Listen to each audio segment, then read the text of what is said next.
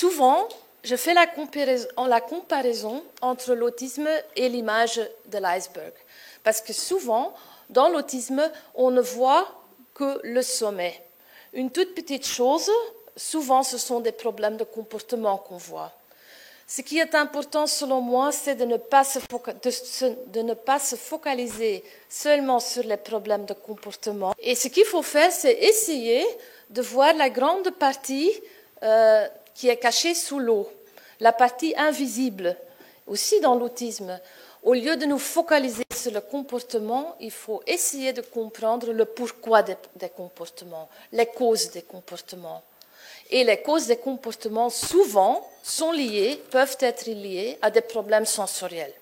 Donc, problèmes de comportement, oui, je les appelle problèmes de stress. Souvent, les problèmes de stress sont liés à l'angoisse. Et l'angoisse peut être liée aux problèmes sensoriels perceptifs dans l'autisme.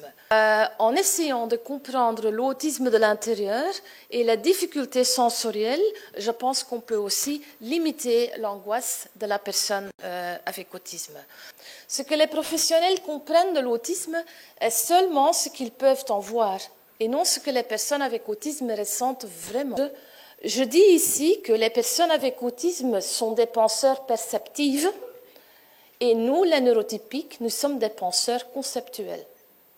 La personne avec autisme, même très douée, parce que Temple Grandin, elle est prof à l'université à Colorado, elle dit qu'elle a encore des difficultés avec beaucoup de concepts. Par exemple, les chats. Chaque fois quand elle voit un nouveau chat, elle ajoute ce chat à sa librairie de chats. Donc, vous pouvez vous imaginer tout ce que nous stockons comme un concept dans le cerveau de beaucoup de personnes avec autisme est stocké comme une librairie de chats, une librairie de ceci, une librairie de cela. Vous, les neurotypiques, vous pensez que nous, les personnes avec autisme, sont des penseurs lents. Ce n'est pas le cas. Non, nous sommes tout le temps en train de faire un processus et de traiter l'information tout le temps. Quand on a des problèmes avec la conceptualisation, c'est logique qu'on a aussi des problèmes avec la généralisation des acquis.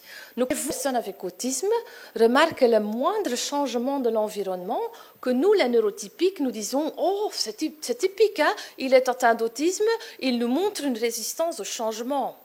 Mais oui, on peut l'expliquer comme ça, mais on peut aussi dire « Cette personne avec autisme a une perception gestalt ». Parce que cette personne voit l'environnement avec tous les détails. Et cet environnement n'a qu'un sens pour lui quand il y a tous ces détails, parce qu'il n'a pas accès au concept. Donc quand un de ces détails change, toute la situation change. Vous, les neurotypiques, vous avez de l'information qui entre dans votre cerveau. Et tout d'un coup, il y a un filtre dans votre cerveau qui vous dit ce qui est important et ce qui n'est pas important. Ce filtre, souvent, est absent ou ne fonctionne pas bien dans le cerveau de la personne avec autisme.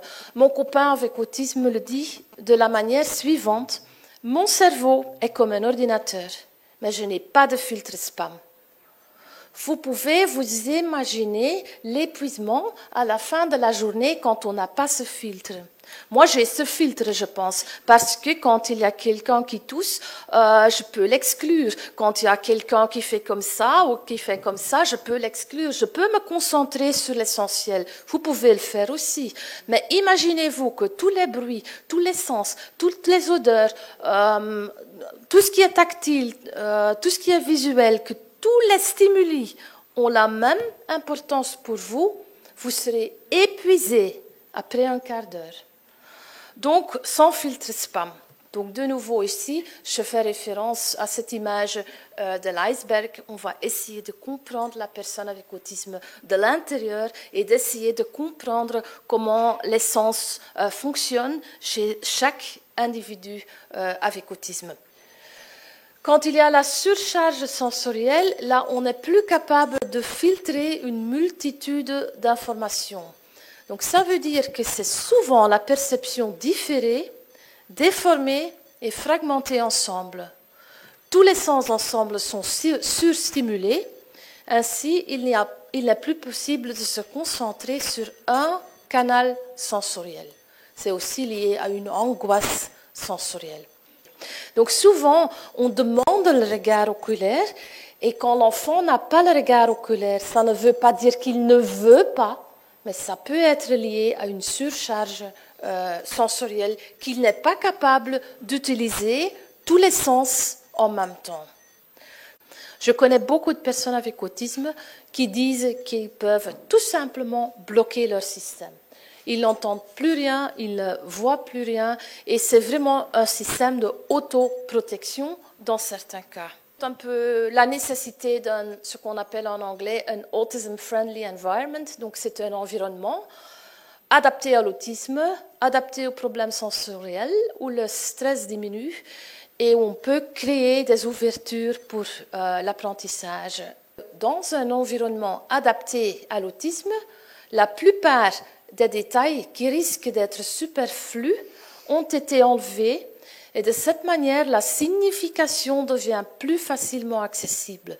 Donc, vous voyez pourquoi je parle aussi de la signification et de la perception. Quand l'environnement est adapté à l'autisme, et quand l'environnement est adapté aussi au niveau sensoriel de la personne, la signification aussi devient plus accessible. Beaucoup de problèmes de stress ou de comportement peuvent être expliqués avec ces perceptions différentes.